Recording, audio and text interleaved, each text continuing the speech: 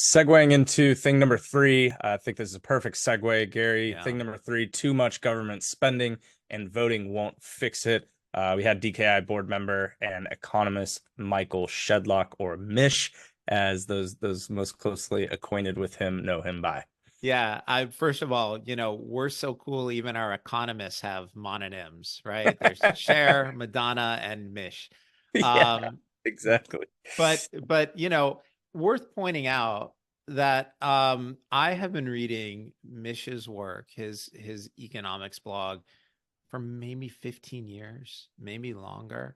And the reason I read his work is because it's that good. And I was really excited a year ago when he joined the DKI Board of Advisors. I think he's really sharp on economic issues. And again, I'd been reading his work for well over a decade. So his point here, which is very much consistent with mine, is that he thinks the Fed is going to struggle to contain inflation. And the thing that he points out, again, same thing that we have, the government is running a massive deficit. On Mish's numbers, I'm reading this here, 1.1 trillion so far in 2024.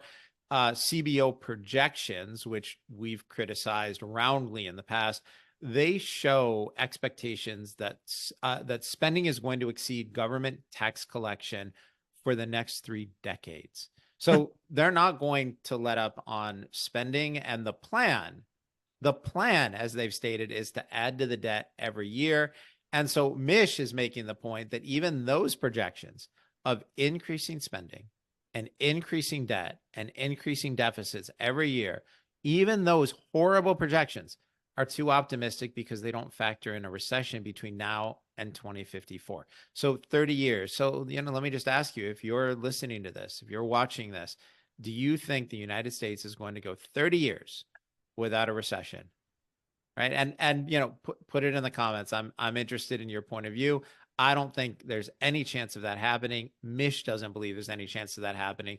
Let's just be clear. There's no chance that that's going to happen. And so, CBO projections, which are bad, are by bad, I mean very negative in terms of our debt and our spending and the implications for future inflation.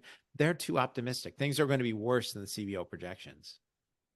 So it sounds like, Gary, we're going to get more spending no matter who wins in the November elections.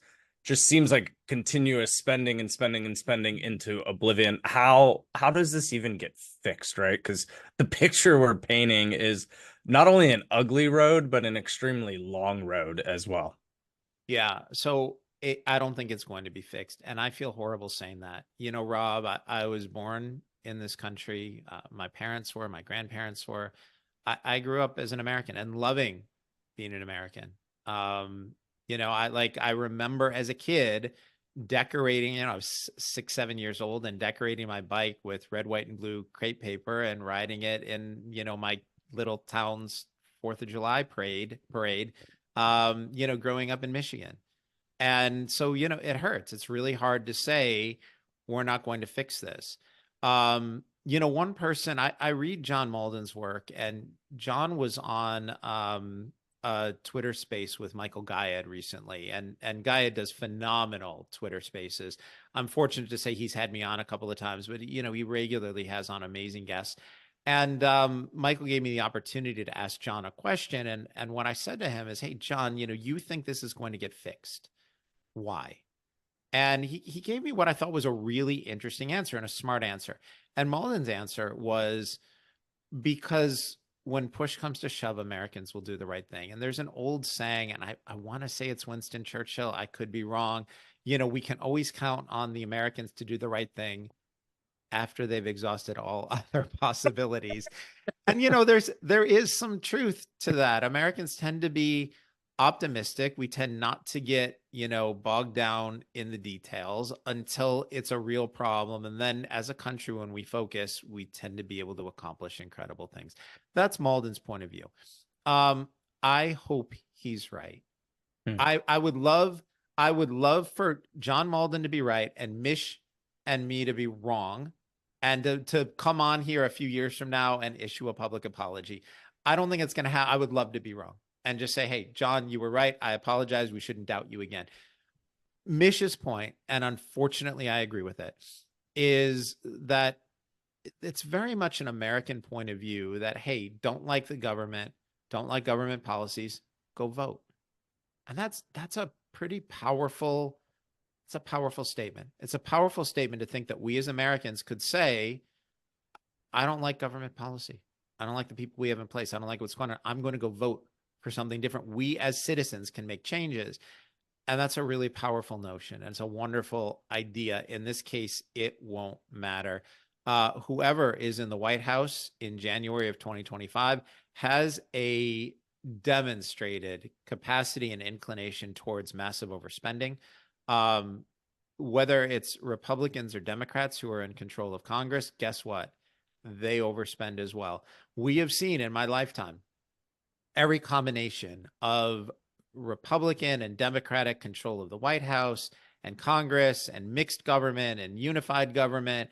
And the only thing that we get is more and more and more spending. There is nobody that we're going to be able to vote for who can credibly win this November that's going to slow down spending. So, John Malden, I respect you. I disagree with you. I desperately hope that I will have the opportunity to apologize to you and admit that you were right. In the meantime, Mish and I both think it's just going to be higher government spending, higher for longer on interest rates, higher for longer on inflation. Again, I feel terrible saying it.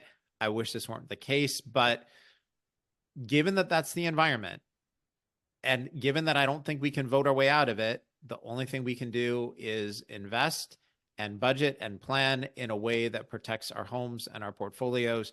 And that's what I'm focused on. I don't like complaining that it's a good market or a bad market, or complaining that I don't like policy. It's our job to find a way to make money for our subscribers, regardless of conditions, whether I like them or not.